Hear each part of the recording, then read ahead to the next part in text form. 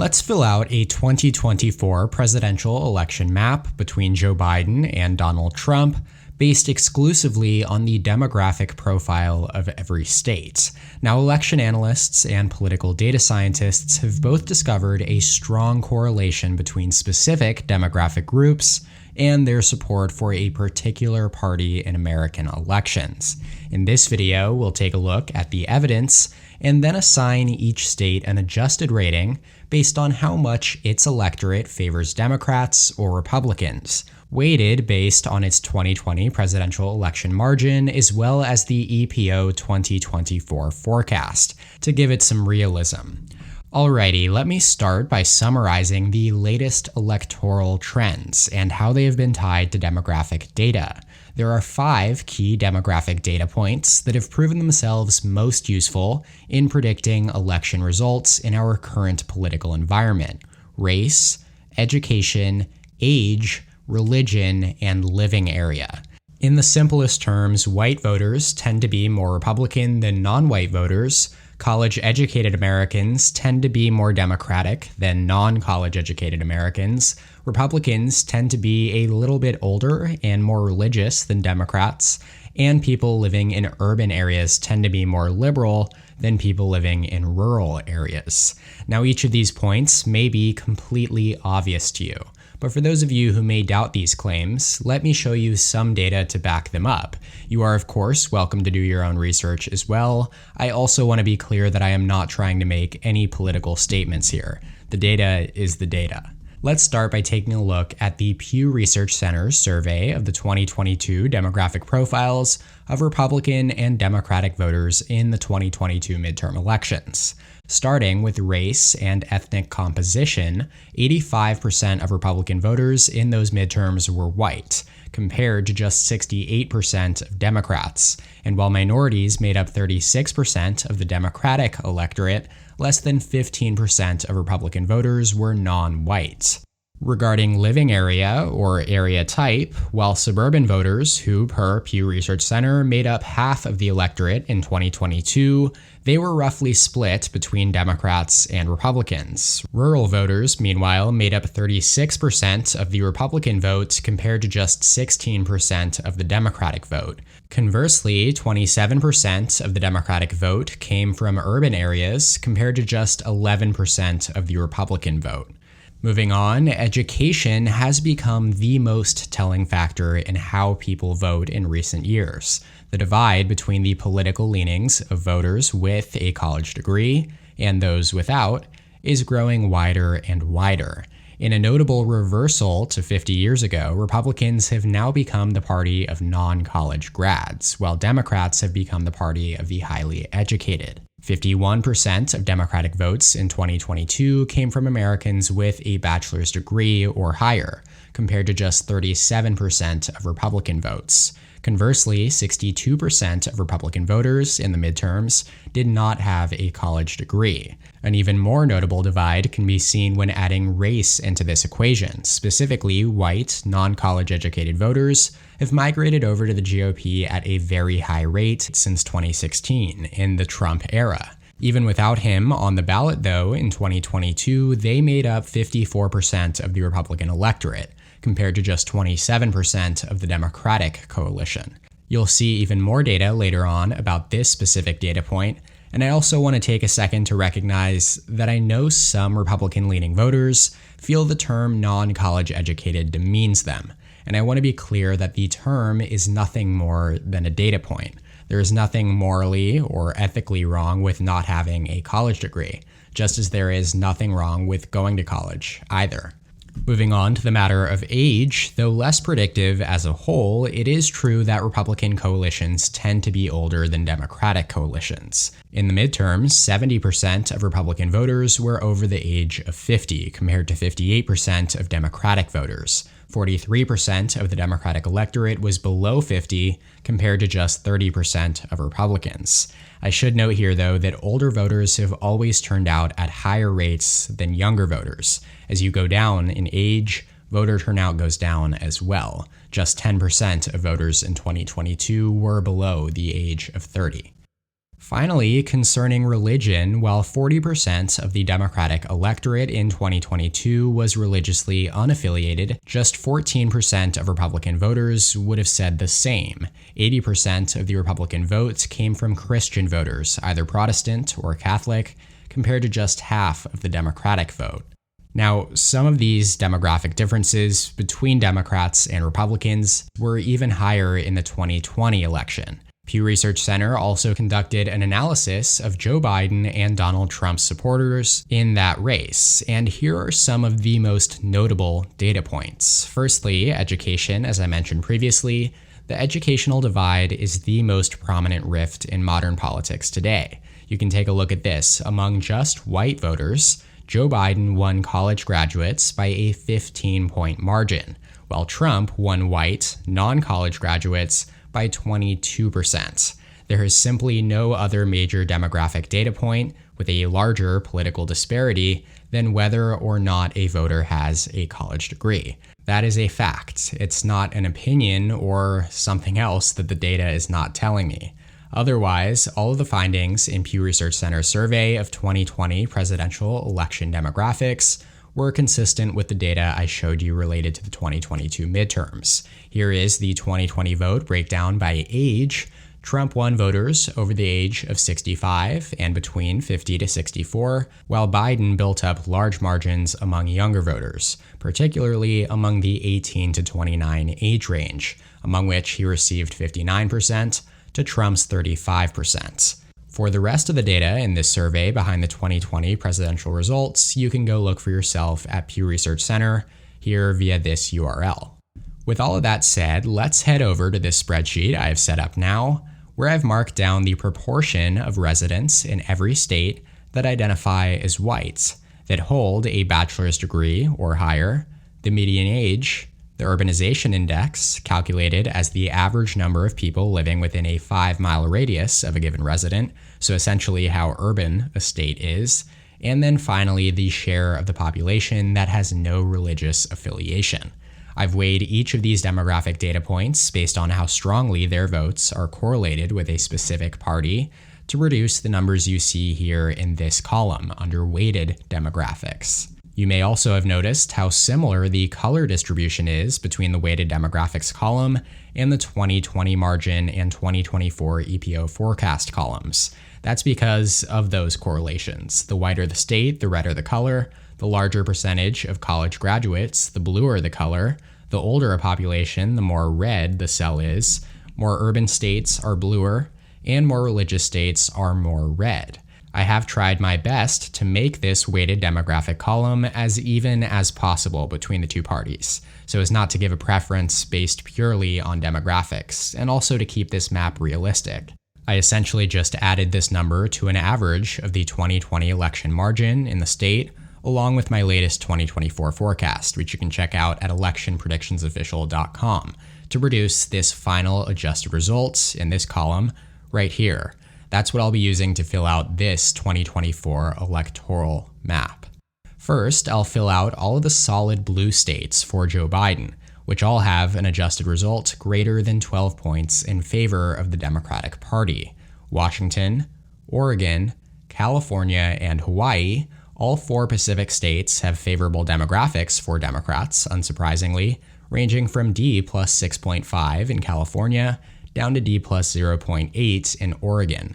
California and Hawaii rank as the 2 states with the highest proportion of minority voters in terms of race in the entire country. And all 4 of these states rank both in the top 15 in proportion of residents with a bachelor's degree and the non-religious. You've probably heard of the Bible Belt stretching across the Southeast, but there's also a term called the unchurched belt, first coined in 1985 and applied to the west coast of the United States, as this region has been widely reported to have the lowest rate of religious adherence in all of North America.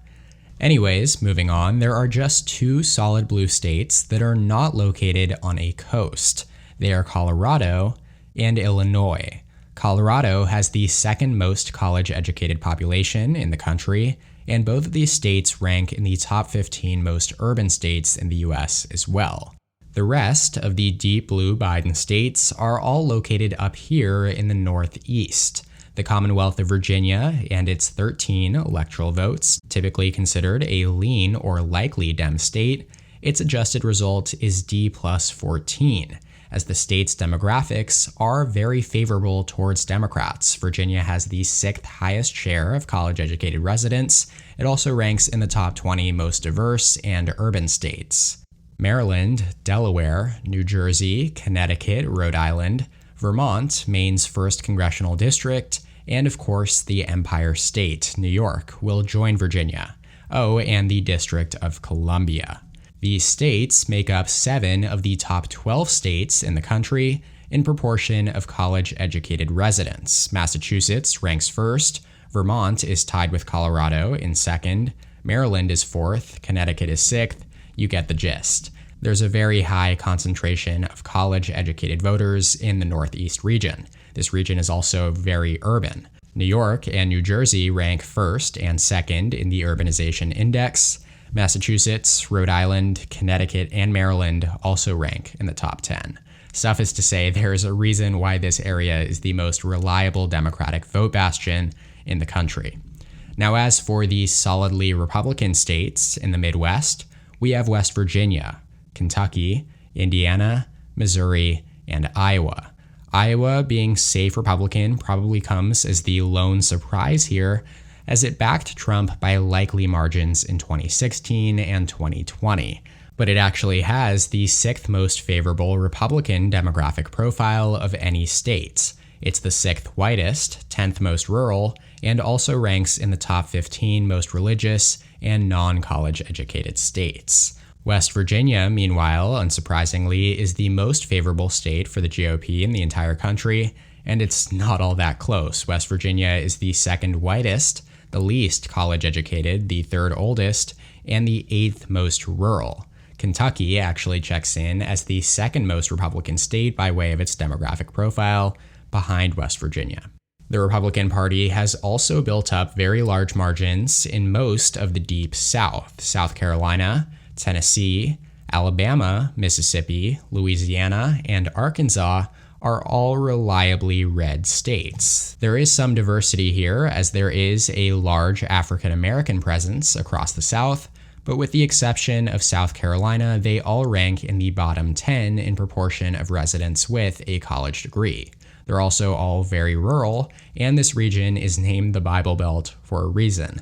All 6 of these states rank among the top 15 most religious in the country.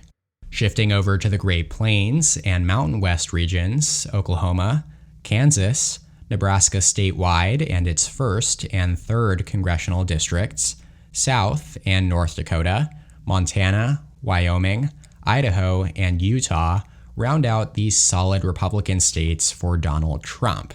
This region is generally very rural, and the populations are very white, relatively religious, and not highly educated.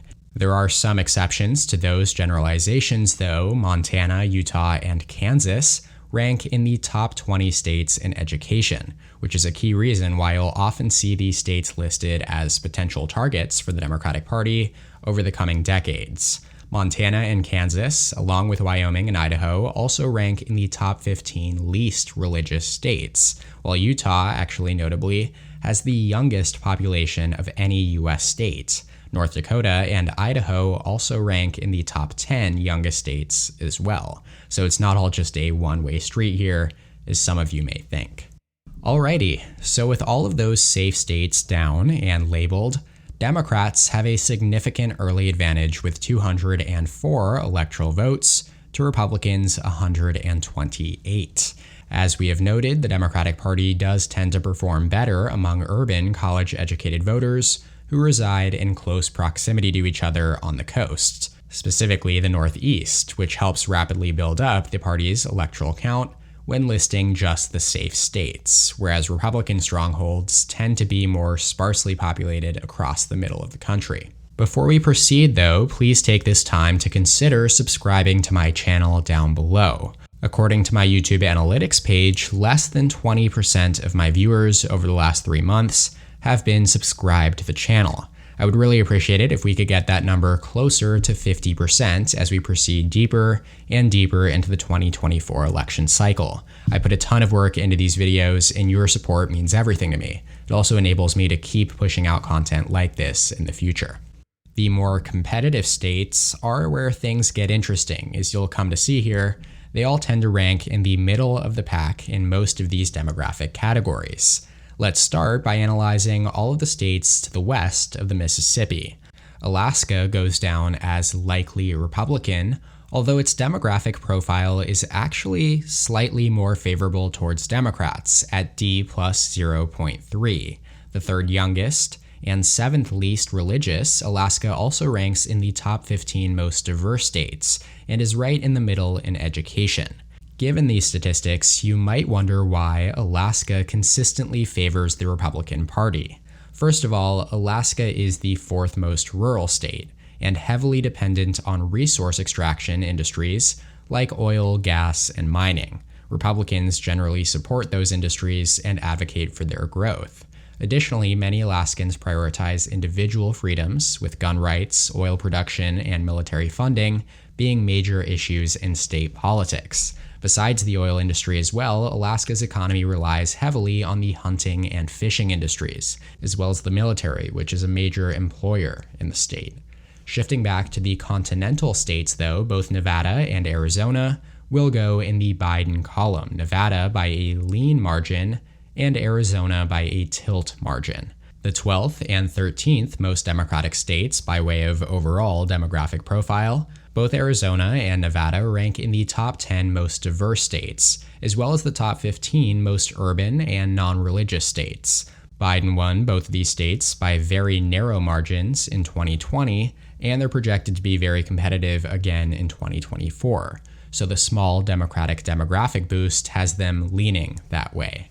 Over in New Mexico, it's the most Hispanic state in the country, and its neighbor to the east, Texas, is the third most Hispanic. Both states therefore rank in the top 5 most diverse states in the US, but that's just about where the similarities stop. First of all, politically, New Mexico has been a Democratic-leaning state for most of the 21st century, while Texas has, of course, leaned Republican. Biden won in New Mexico by just under 11 points in 2020, and with its demographic profile favoring Democrats at exactly D plus 2, it'll remain in the likely Democrat column.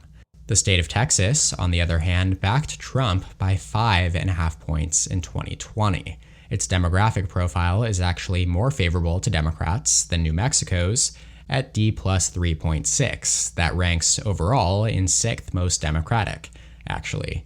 And it means that Texas's adjusted margin drops all the way down to R plus 2.7, still though in the lean Republican column. The Lone Star State is the second youngest state in the US and the 12th most urban.